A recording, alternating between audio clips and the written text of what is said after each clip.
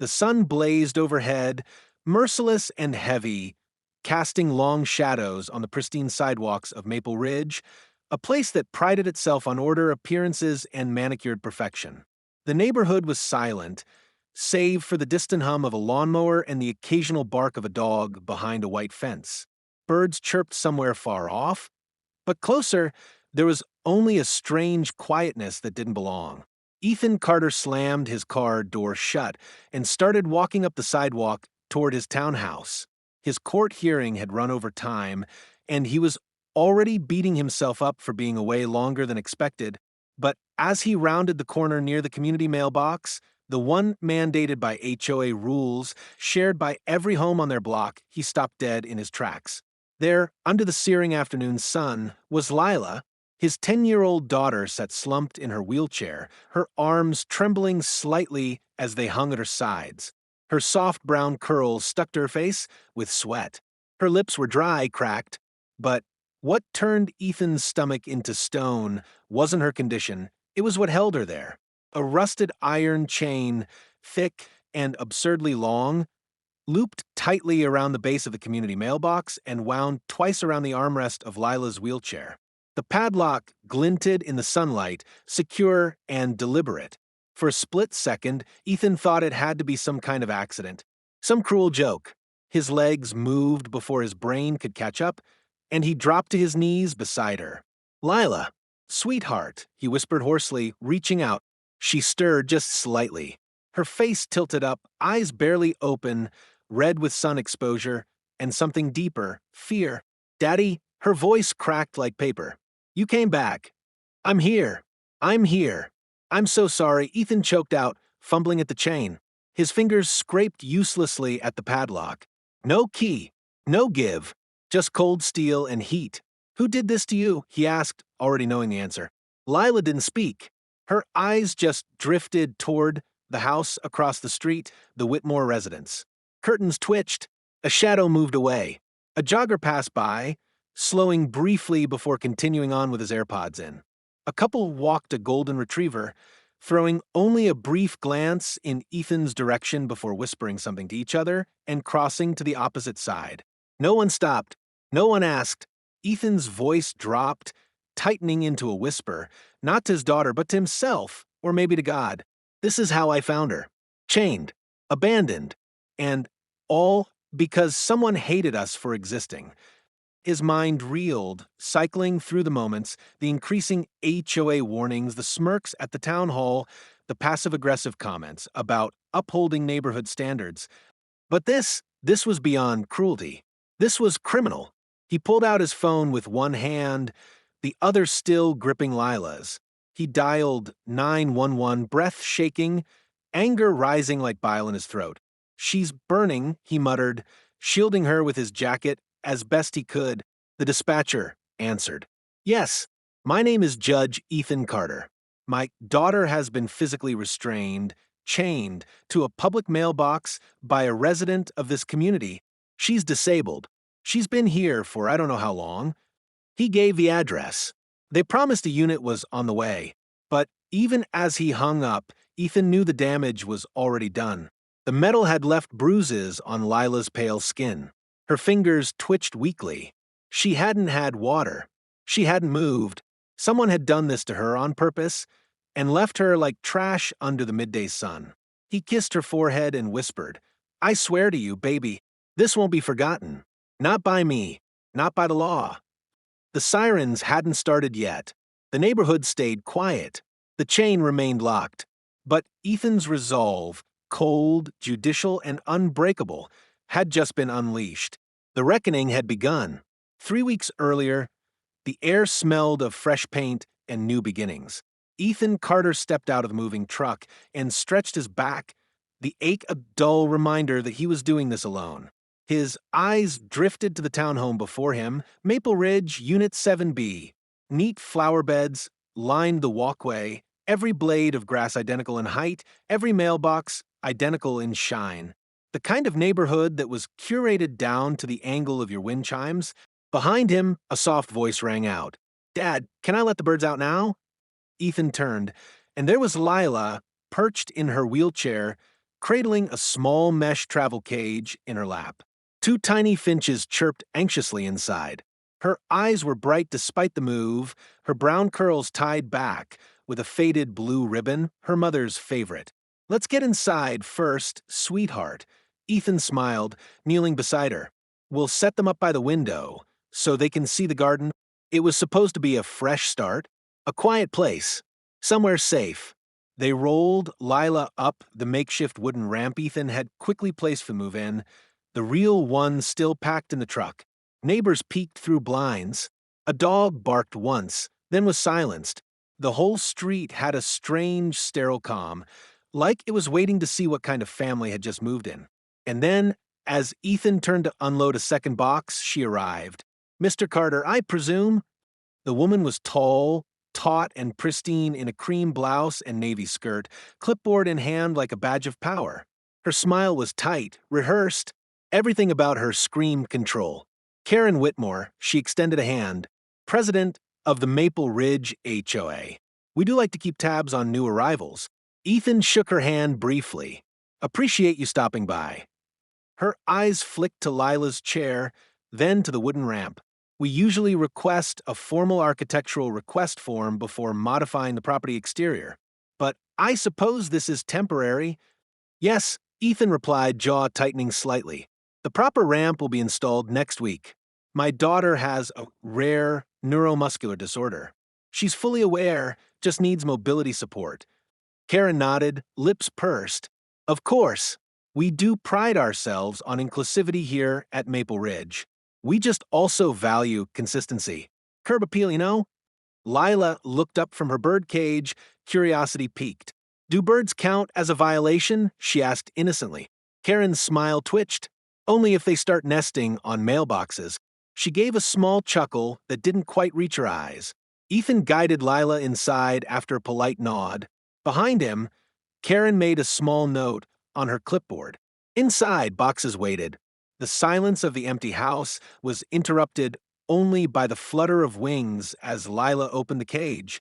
The birds leapt out, singing in joy, circling the ceiling light like they, too, were looking for home. Ethan leaned against the wall and watched her. His daughter, his reason for everything, deserved this chance, deserved normal. But as he glanced out the window and caught sight of Karen still standing on the curb, watching, unmoving, something in his gut stirred. "I thought we were starting over. I didn't know then the lengths she would go just to make us leave." The sun dipped lower, casting long shadows on the perfect street. And in one of those shadows, something dark had already begun to settle. The notice came on a Tuesday, folded, laminated, and taped with precision to their front door like some kind of scarlet letter. Ethan almost didn't see it until the morning sun hit the reflective plastic just right. He peeled it off slowly, brow furrowing at the bold red letters across the top. "Violation notice, improper exterior modification." He scanned the details. Apparently, Lila's portable wooden therapy ramp, the very same one that helped her enter and exit the house safely each day, was not up to Maple Ridge visual compliance standards. There were no complaints listed, just a code, a fine of $150, and a veiled threat about additional penalties if not removed within 48 hours. Lila was sitting by the window, watching her birds hop from perch to perch. Ethan forced a smile and slipped the notice into his pocket before wheeling her out to the porch for some sun. But she caught the flicker of tension in his expression. "Was that something bad?" she asked. "Just some paperwork," he replied, brushing her hair back gently. "Nothing we can't fix." Later that afternoon, Ethan walked across the street to the HOA office, a small brick building at the end of a cul-de-sac. It was decorated like a cozy suburban bank, all fake plants and motivational posters. Behind the glass counter, of course, sat Karen Whitmore. She looked up and offered her patented smile, the one that never quite touched her eyes. "Mr. Carter, I assume you're here about the notice." "I am," Ethan said, keeping his voice calm. "That ramp is temporary. My daughter needs it to move in and out of the house. The permanent one's on order, ADA compliant, and everything." Karen folded her hands, elbows resting lightly on the desk. I understand and I sympathize, but we have regulations for a reason. The ramp is untreated wood, not painted to match the community palette. It was quite noticeable. Ethan blinked. You're telling me this is about paint? It's about uniformity, she replied, tone clipped but polite. Maple Ridge prides itself on clean visual lines. Harmony, that's what keeps property values up. I'm sure you understand. What I understand, Ethan said slowly, is that my daughter is in a wheelchair, and she needs access to her own home. Karen's lips tightened. There are proper channels, architectural requests, aesthetics approvals. If you can't follow the process, maybe Maple Ridge isn't the right fit for your family. Ethan stared at her, stunned by the callousness wrapped in civility. Are you saying we should move? I'm saying we all have choices, Judge Carter. He left the office in silence, heart pounding. Outside, the breeze rustled the maple trees lining the sidewalk, mocking the stillness inside him. That evening, as he adjusted Lila's pillow and tucked her into bed, she asked in a small voice, Dad, why does she look at me like I'm a problem? He paused, throat tight, forcing a smile. She doesn't understand, that's all. But why doesn't she want to understand? Ethan had no answer. He kissed her forehead and switched off the light, then sat alone in the living room, staring at the ramp through the front window. Just a piece of wood, a lifeline to a little girl. And yet, somehow, it was already the first battle in a war he never asked for. Outside, another HOA notice fluttered in the breeze, stuck to a neighbor's trash can lid. But this one wasn't laminated, not taped, just a warning about leaving it out too early. Ethan understood then this wasn't about rules. It was about them. The week that followed was a slow unraveling. Not explosive, not loud, just 1,000 little cuts, delivered with artificial politeness and manicured precision. It began with a second notice, this one for unauthorized outdoor decor. Lila's small bird feeder, which she had carefully tied to the porch rail with blue yarn and filled every morning with sunflower seeds, was suddenly gone. No explanation, no warning, just vanished. When Ethan asked Karen about it during his morning jog, she didn't bother pretending. Bird feeders attract mess, she said simply, sipping from her HOA-branded mug. Rodents, droppings, the wrong kind of attention. You understand. He didn't. That evening, Lila noticed immediately. She rolled to the porch and stared at the empty rail, blinking. Where's Mr. Blue? She asked, referring to her favorite finch, who visited daily. Ethan knelt beside her. Maybe he's just flying around somewhere else today. Lila didn't answer. She just lowered her head and closed her eyes. By Friday, the HOA had issued 3 more fines, $200 for non-compliant garbage bin placement, $75 for a too long grass border, and $150 for vehicle left on driveway overnight. Ethan had begun to feel like a prisoner under constant surveillance. Still, he tried to shield Lila from the storm brewing outside their front door. He took her to the park that weekend, hoping fresh air and her sketch pad would bring back a little joy. But even there, the darkness found them. They sat under a sycamore tree. Lila was drawing birds in crayon, her wheelchair turned at an angle so the wind could blow softly on her face. Ethan had stepped a few feet away to take a phone call from the hospital about one of his court cases when a voice drifted into the still air behind her. Hey, bird girl, maybe you should fly away too. Or did your wheels forget how? It was Travis Whitmore, Karen's son, 16, smug, with bleached hair and an entitlement carved deep into his voice. He was leaning against his bike with 2 other boys, all grinning like they were in on a joke, only they found funny. Lila froze. Her crayon slipped, dragging an ugly streak of green across her paper. Travis laughed. Oh no, art ruined. Kinda like your face. By the time Ethan returned, Travis had zipped off, leaving behind only the echo of laughter and Lila's silence. Hey, what happened? He asked, crouching beside her. She looked down. I want to go home now. Ethan didn't press. He just packed up her things, wheeled her to the car, and drove in silence. But his knuckles turned white against the steering wheel. That night, after putting Lila to bed, He stepped outside for a breath of air. The sky was unusually quiet. No cars, no lights, just the moonlight spilling over the street like spilled milk. And then he saw it. Their mailbox, the same one he checked every day, had been spray-painted. The word freeloaders dripped in sloppy, black letters across its silver surface. Letters, uneven and angry, etched with cruelty that didn't even bother hiding anymore. He stood there for a long time, hands clenched, staring at the word. It wasn't about HOA rules. It never had been. They didn't care that he was a federal judge, or a taxpayer, or a father doing his best. They saw his daughter in a wheelchair and decided they wanted her gone. And this was how they were going to do it. Ethan turned, looked up, and saw Karen's porch light flick on. Her silhouette stood behind the window, wine glass in hand. She didn't wave. She didn't smile. She just stood there watching. They weren't just targeting me anymore. They were isolating a child, my child, and the scariest part, they were getting away with it. As the wind picked up and the night crept deeper into the quiet streets of Maple Ridge, the gathering storm was no longer approaching. It had already arrived. From the second-story window of 7A, Maya Ross had the perfect view of the Carter house. Too perfect, in fact.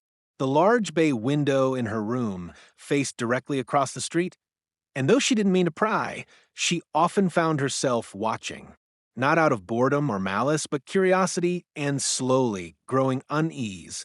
Maya was 24, newly graduated, and living back home with her mother while job hunting.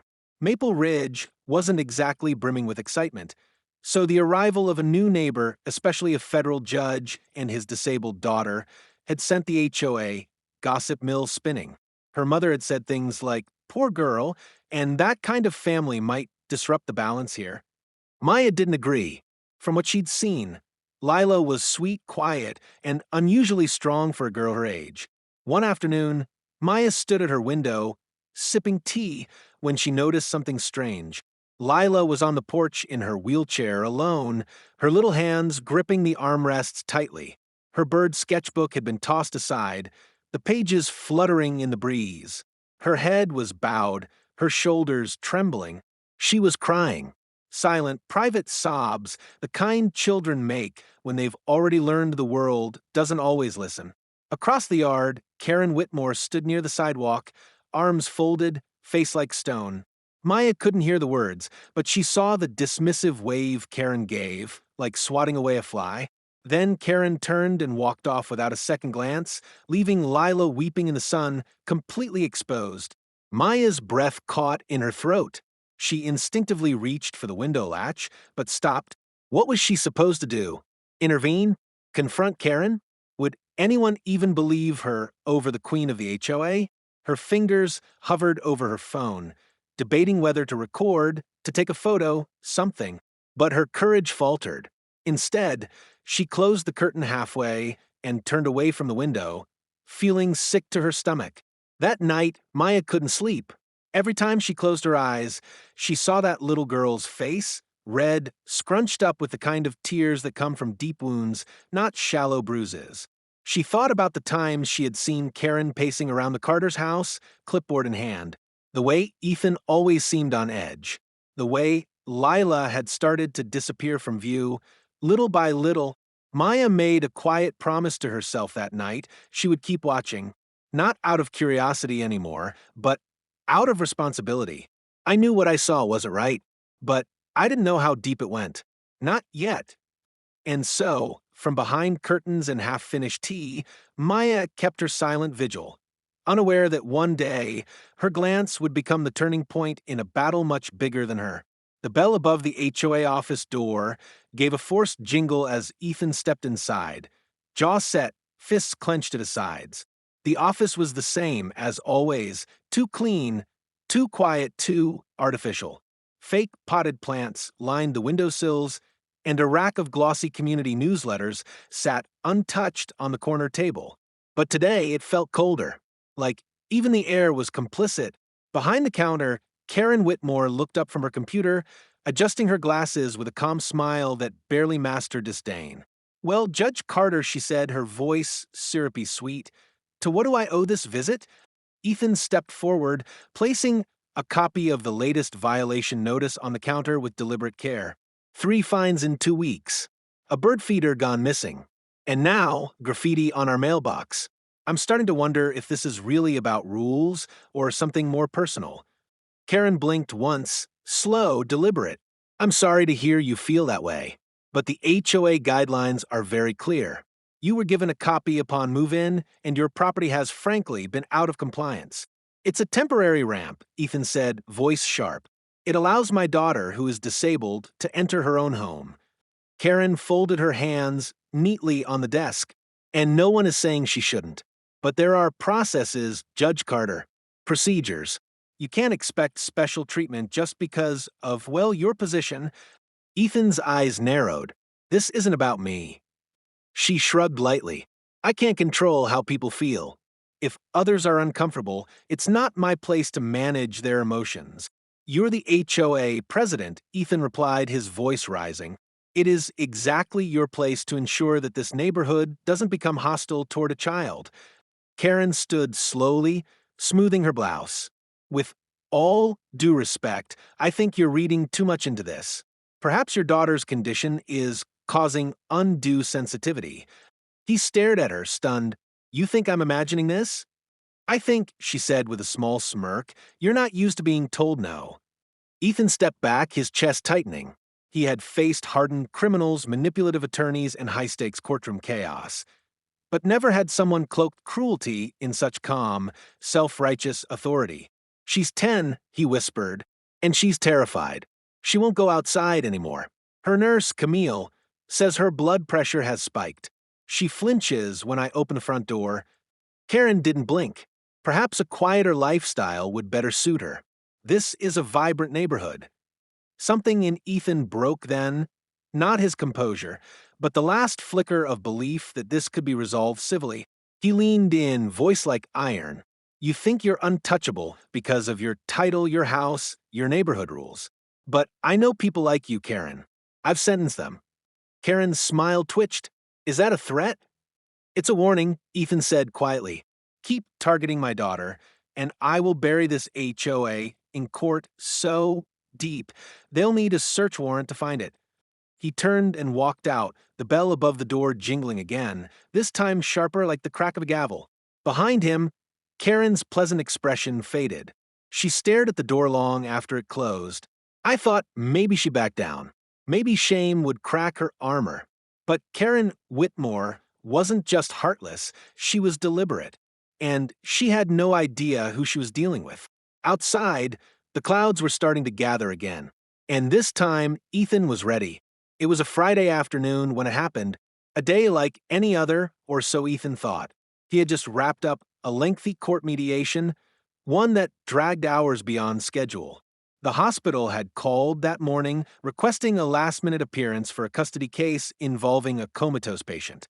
Ethan was the only judge available. He'd hesitated.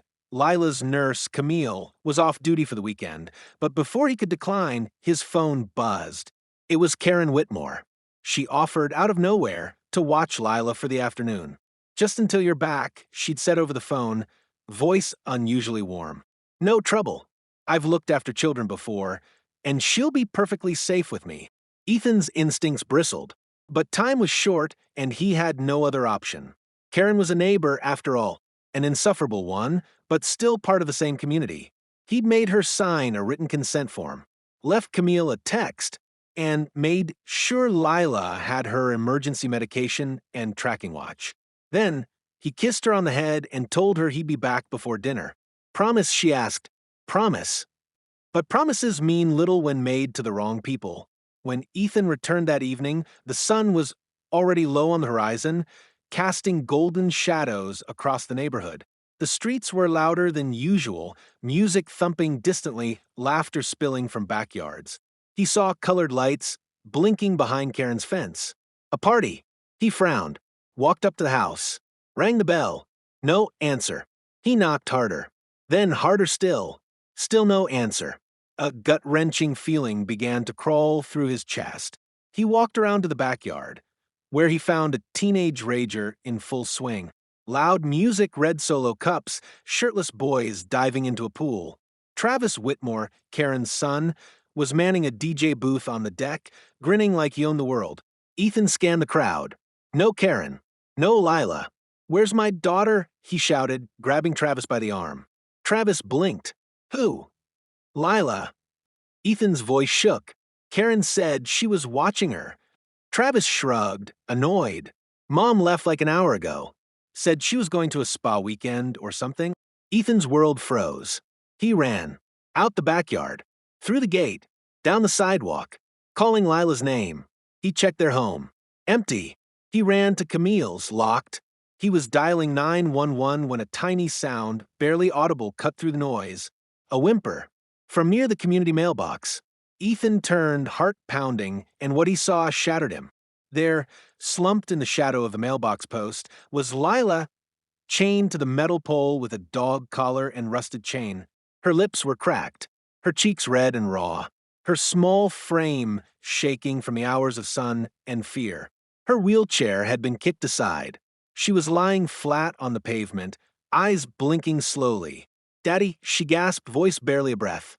"You came back?" Ethan fell to his knees, tearing at the lock with bare hands. His voice cracked as he screamed for help. "Call an ambulance." Neighbors peeked through windows. Some stared. One man filmed, but no one rushed forward. The chain didn't budge. Ethan covered Lila with his coat, holding her to his chest, whispering over and over, "I'm here, I'm here, I'm here." The ambulance came 6 minutes later.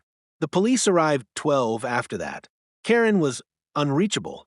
Camille burst onto the scene moments later, screaming at the officers, her tears as raw as Ethan's rage. As Lila was loaded onto the stretcher, her little hand reached for her father's, and he grabbed it tightly. "She left my daughter, my baby, chained to a mailbox so she could drink wine at a weekend spa. And this neighborhood, this system, let her. But they didn't realize something else that day. They didn't just chain my child. They unchained my wrath." And as the sirens faded into the darkening sky, Ethan Carter vowed that justice would no longer wait. The next morning, the silence in Maple Ridge was deafening. Ethan hadn't slept. He'd spent the night in the ER, seated next to Lila's hospital bed as 4 fluids dripped into her frail arm. Her vitals were stabilizing, but her eyes, those bright bird-loving eyes, remained closed. Doctors said she was dehydrated, sun-exposed, and in emotional shock. She needs rest.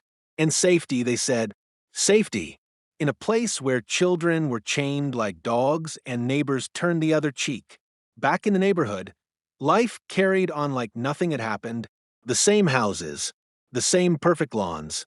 But Ethan saw it differently now, like looking through glass that had cracked without shattering. Maya Ross watched from her upstairs window again, phone in hand. The flashing ambulance lights from the night before hadn't let her sleep. She'd rewatched the clip she had taken during Karen's party, filmed casually without thinking as Travis danced on the deck. But in the background, faintly she could see it now, a wheelchair. Abandoned. Near the mailbox. Her chest tightened. She hadn't realized. No one had. She opened Instagram. Travis's story was still up, clips of the wild party captioned, "HOA Queen out for the weekend, time to rage." One frame even showed Karen raising a champagne glass at a lakeside spa retreat, captioned, "Finally away from the noise. Peace." Maya's fingers hovered over the save button. Meanwhile, Ethan returned home, walking up the driveway like a soldier returning from battle. The mailbox still bore the marks of rust and chain. The neighborhood was oddly bright, as if trying too hard to pretend everything was normal. A small flyer was taped to the community bulletin board. "Thank you for making the HOA's summer kickoff pool party a success. Karen Whitmore, HOA president." Below it, photos. Laughter. Food. Floating lanterns. Ethan ripped it down without a word. The police had been useless. Officer Jake Langston had shown up after everything was over, shrugging with textbook detachment. "Probably a misunderstanding," he'd said. "Karen says she left her with a sitter who never showed. Not ideal, but these things happen." "These things don't happen," Ethan had seethed. "You don't forget a child. You don't leave a disabled girl. in the sun, chained like an animal. Jake had raised his palms.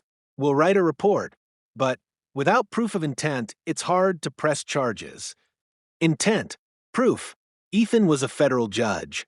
He understood how the system worked, and he understood exactly how it failed. Back in his kitchen, he opened Lila's sketchbook.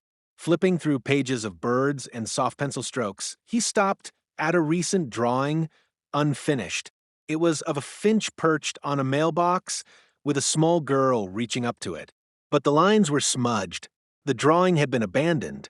He closed the book gently and made a silent vow. No more passivity. At that moment, Maya hesitated at her door, then stepped outside with her phone. She crossed the street nervously and rang the Carter doorbell. Ethan answered, eyes bloodshot but alert. "I saw something," Maya said softly, "and I think you should have it." She handed him the phone and played the video, the wheelchair in the corner, Travis's voice laughing, and a faint shadow that looked all too familiar. Ethan's expression hardened. "Thank you," he said, and for the first time, she saw his mask break. Not into anger, but sheer resolve. They danced while my daughter cried, laughed while her body burned under the sun. And when I demanded justice, they gave me excuses. But now, I had something they didn't. I had proof. And with that single clip, the winds began to shift. Because in every great storm, there's always one flash of lightning that starts the fire. And this time, Ethan wasn't waiting for the rain. The sun was cruel that day. Not just hot, but heavy, pressing down on everything like the sky itself disapproved of what had taken place. The streets of Maple Ridge, once symbols of picture-perfect peace, now felt like a stage built on rot. Ethan stood near the mailbox, staring at the twisted chain the police had left behind. It lay like a discarded snake on the pavement, the padlock still attached. He didn't need to touch it. He could still feel it biting into his daughter's skin. Still hear the crack in her voice when she whispered, "You came back. The ambulance had taken her hours ago," and yet Ethan remained rooted to the spot. He didn't cry. He didn't yell. That would come later. Behind him, residents began to stir. Curtains shifted. A few ventured outside with careful curiosity, speaking in hushed tones as they pretended to water their plants or collect non-existent mail. One man across the street took a photo on his phone, pretending it was of a cloud. Ethan saw him. He didn't care. Then Karen returned. A black luxury sedan rolled into the driveway of the Whitmore house. She stepped out in heels, her spa bag slung over her shoulder. Wearing a white cardigan that contrasted sharply with the darkness in Ethan's gaze. Her smile faded the instant she saw him. "Judge Carter," she said smoothly, placing her sunglasses on top of her head. "I was just about to come speak with you." Ethan didn't move. "Where is the sitter you claimed you hired?" Karen didn't blink. I assumed she showed up. I left a note. I called. I thought, you chained her," Ethan said coldly, voice shaking just slightly. Karen raised her hands. "No, I didn't. I had no idea. You locked my daughter, my disabled 10-year-old daughter, to a mailbox in 90-degree heat and left for a party." There was a flicker of something behind her eyes then. Not guilt, not shame. Calculation. "You have no proof of that," she said carefully. "You left her with me. I tried to arrange care. If something happened, it's a tragedy. But it's not my fault." That was when Maya stepped forward from across the street. She'd been watching again. She held up her phone. "I do," she said. "I have proof." Karen turned, startled. "Excuse me?" Maya's voice shook, but she didn't back down. "I filmed your party. Travis posted it too. There's a clip where Lila's wheelchair is in the background near the mailbox. Before the music, before you left, you knew she was there, and you left her anyway." Karen's face drained of color. Ethan took the phone gently, watching the footage again. The timestamp, the visual, the unmistakable truth. And for the first time since the chain had fallen away from his daughter's bruised wrist, Ethan allowed himself to hope.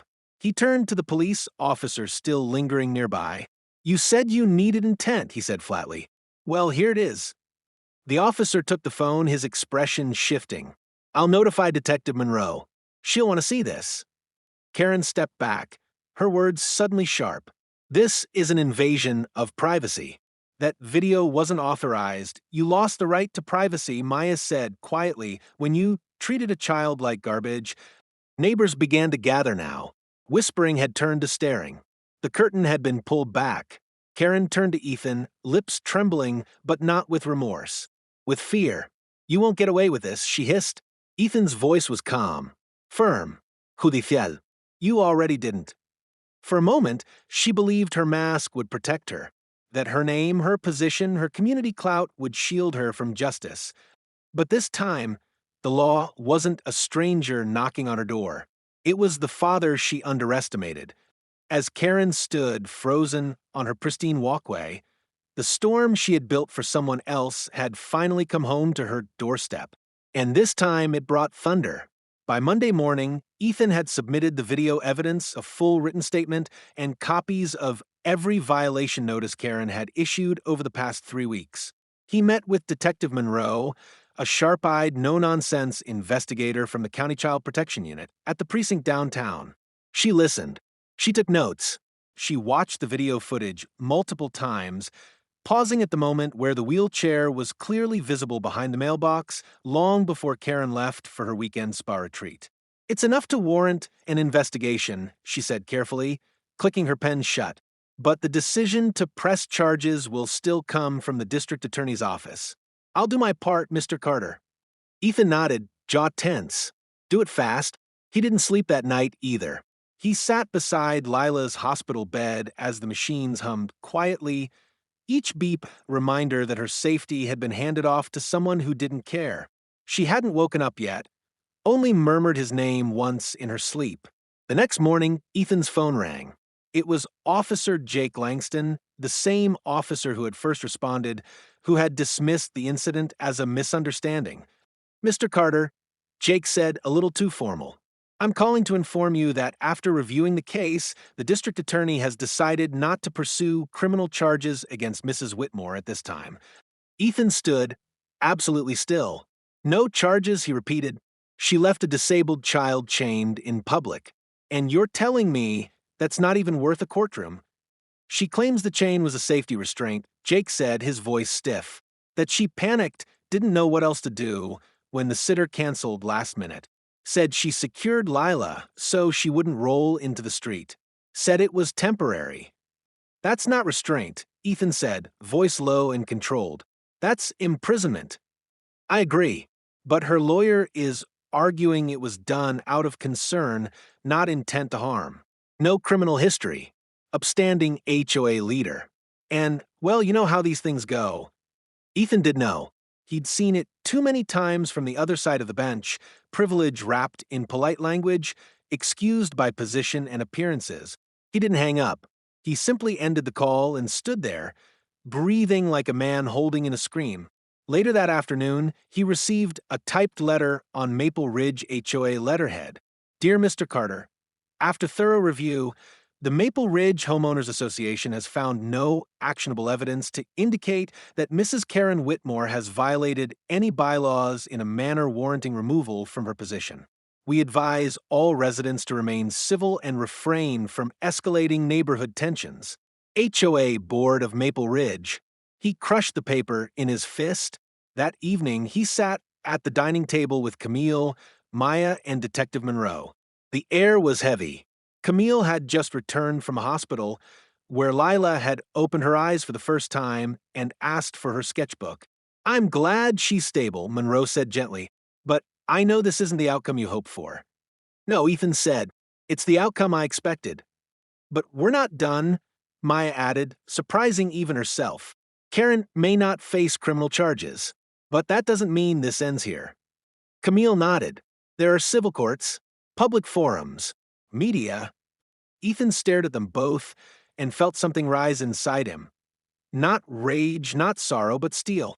They denied us justice through their system.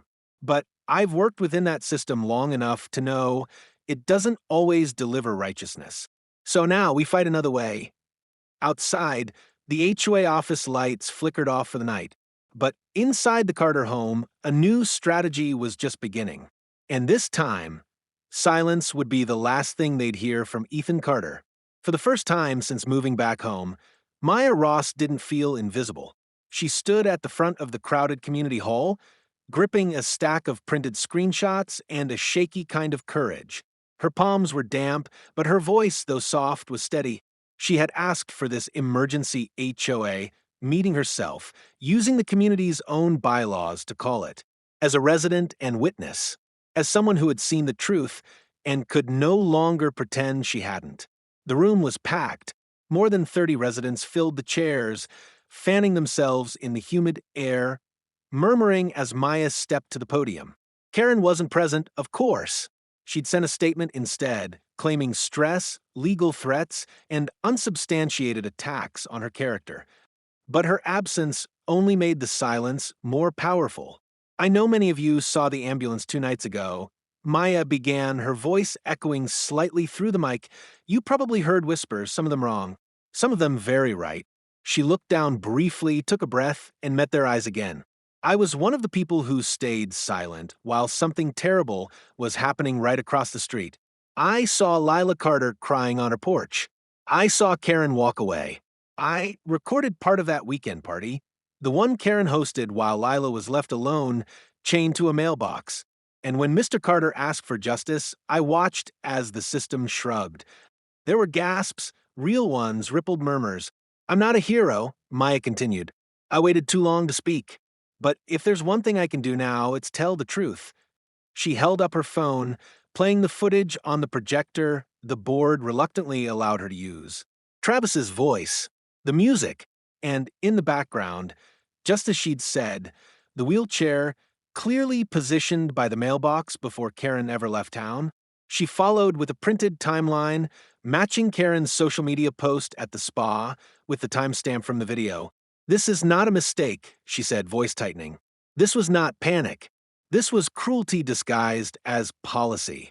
And every one of us who saw something, suspected something, and stayed silent, we let it happen. Camille, sitting near the back, wiped her eyes. Ethan watched from the side wall, arms crossed. He said nothing. He didn't need to. The audience was shifting visibly. People who had nodded along to Karen's HOA newsletters were now exchanging glances, whispering. Some had tears in their eyes. Others looked ashamed. The board president, an elderly man who had always deferred to Karen, finally leaned forward. Ms. Ross, he said cautiously, are you formally requesting an HOA review? Yes, Maya replied. Not just of Karen's actions, but of every policy she used to target the Carters. I'm submitting a petition of no confidence. Ethan stepped forward now, calm, commanding, a judge even without the robe, and I'm filing a civil suit against the Maple Ridge HOA and Karen Whitmore for negligence, harassment, and the reckless endangerment of my daughter. Dead silence, and then a single voice near the front said softly, it's about time. I thought I had to fight this alone, but truth has a way of echoing when spoken out loud, and when Maya spoke, the neighborhood finally began to listen. Outside, the community bulletin board was already being stripped clean of Karen's posters. Change, slow and reluctant, had begun to rustle through Maple Ridge like wind before storm. But for Ethan Carter, this wasn't a wind of warning. It was a wind of war. Detective Monroe returned to Maple Ridge with a different posture now. Less cautious, more determined. She wasn't here to placate anyone anymore. She was here to dig. Karen Whitmore's influence had slowed the system, but Maya's video and the community's growing outrage had reopened the door. This time, Monroe didn't ask. She demanded. Her first stop was the Carter residence. Lila had been discharged just that morning. She was thinner, quieter, but her eyes were brighter. She sat curled on the couch with her sketchbook in her lap, drawing a bird with crumpled wings but sharp eyes. Monroe spoke, gently. Lila, I know it's hard, but can you tell me what happened that day? Lila looked up at her father, then back to the detective. Her voice was barely a whisper. Miss Karen told me she was leaving, that someone else would come. But no one did. Then she said I couldn't be left inside alone, that I'd get into things. She brought out the chain, said it was just for a little while. Ethan closed his eyes, jaw tightening. Did she threaten you? Lila shook her head. No, but she looked mad, like I was in her way. Monroe placed a hand on the girl's knee, nodding. Thank you. You're very brave. She left the Carters and drove straight to Camille's apartment. The nurse didn't wait for Monroe to ask. That woman, Karen, never liked Lila. Always treated her like a nuisance, a liability. I once overheard her telling another HOA member that Lila's chair ruined the street's symmetry. Who says that about a child? Did she ever touch or threaten Lila before? No, Camille said. She was smarter than that. But passive aggression can cut sharper than a knife. And this time, she didn't hide the blade. The detective jotted notes, then turned to the last item on her list, the physical evidence. She had already obtained the hospital's report. Lila had suffered second-degree sunburns, early-stage dehydration, and minor wrist bruising consistent with tight binding. Monroe brought in a forensic specialist to inspect the mailbox, the lock, and the chain itself, which was still in evidence. Fingerprints were faint but present, Karen's and Lila's. Notably absent, anyone else's. No sitter, no unknown savior. Just the woman who claimed she panicked. And then came the moment Monroe had been waiting for. The discovery of Karen's deleted text messages recovered from her cloud backup. She's still in the chair. I just locked it for a bit. Don't worry, nobody will notice. I swear to God, if the dad finds out, it'll be his word against mine. I'm HOA. Taking off now. Cheers to freedom? That was enough. The next morning, Monroe drafted her final report and forwarded it to the DA with a new recommendation: criminal negligence, endangering the welfare of a minor, and unlawful restraint. Karen was arrested that afternoon. No press, no ceremony, just a quiet knock at her door and a pair of cold steel cuffs. Her face, once smug and superior, had collapsed into disbelief. Even then, she tried to maintain her mask. You can't do this, she hissed. I've done everything by the book. Monroe replied, calm and unblinking, You chained a child, Karen. That's not a policy. That's a crime. Karen was escorted past the same neighbors she once ruled over with clipboard power. None of them waved. Some turned away. Others watched silently, letting the justice sink in. Across the street, Ethan stood with Lila in his arms. She rested her head on his shoulder. Is she going to jail? Lila asked softly. Ethan kissed her forehead. Yes, baby. She is. They say justice is blind, but sometimes it just takes a while to see clearly. And when it finally does, no name, no title, no HOA badge can shield you. In Maple Ridge, for the first time in weeks, the wind felt clean again. Justice was no longer a theory. It was happening. The courthouse was packed. Reporters stood behind ropes, microphones pointed at the steps like weapons. Neighbors who once pretended not to see now lined the walls in tense silence. The case of State versus Karen Whitmore had become a spectacle, an upper-class scandal cloaked in suburbia, but to Ethan Carter it was personal. This was not a media event. This was Judgment Day. Karen sat at the defendant's table in a navy blue blazer, her blonde hair pulled back in a tight bun. She looked smaller now, her shoulders not as proud, her jaw no longer stiff. Her lawyer leaned in constantly, whispering, coaching, but her eyes kept darting to Ethan across the courtroom, where he sat with Camille and Maya, and with Lila wrapped in a soft shawl, sketchbook on her lap, drawing a new bird. Detective Monroe took the stand first. She read the report methodically. She presented the text messages, the timeline, the medical evidence. She explained how Karen's story of a missing sitter collapsed under scrutiny. Then Camille, with quiet grace and firm anger, testified to Karen's long pattern of veiled hostility toward Lila. Her voice broke once, but she never looked away from the woman who caused so much pain. Finally, Ethan took the stand. The courtroom fell completely silent. I am not here as a judge, he began. I'm here as a father. He paused, letting the words settle. My daughter Lila is one of the brightest, kindest souls I've ever known. She has a disability, but it doesn't limit her. It never has. What limits her is the cruelty of others. And in this case, that cruelty had a name, Karen Whitmore. He turned slightly toward Karen, his voice steady. You didn't act out of panic. You didn't make a mistake. You made a choice. You looked at a child who needed care and decided she was an inconvenience. So, you chained her like an animal. You left her in the heat while you drank champagne and posted selfies. And teen you leet. He turned back to the judge. My daughter didn't deserve that. No child does. And no community, no neighborhood, no title, no position should be allowed to protect someone who chooses indifference over compassion. Karen's attorney objected to the emotional tone. The judge overruled him. And then it was Karen's turn. She stood slowly, shaking, rehearsed. I never intended harm, she said. I panicked. I had no one to watch her. I tried to keep her safe. You left. The prosecutor cut in. You locked a child to a mailbox and went to a luxury spa. Karen's voice cracked. I didn't think, no. You didn't.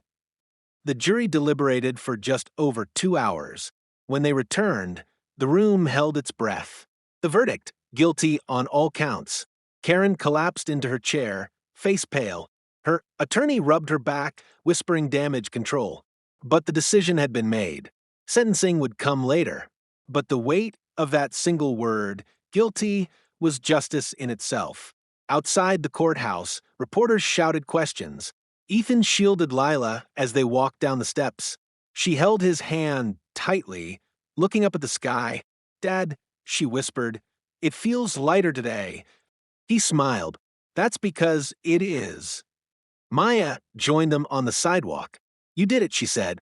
No. Ethan replied, glancing at his daughter. We did it. Justice isn't a moment. It's a movement. 1,000 quiet voices that finally rise together. For every child who's ever been ignored, for every parent who's ever felt helpless, for every neighbor who's stayed silent. This was our reckoning. Behind them, the courthouse doors closed with a heavy thud, like the end of a chapter written in truth. Karen Whitmore, once Queen of Maple Ridge, was led away in handcuffs. And Ethan Carter, no longer just a father, but a fighter, a protector, walked forward into the sun. And for the first time in weeks, it felt like morning. 3 months later, the air in Maple Ridge smelled different, like fresh soil and blooming jasmine instead of tension and control.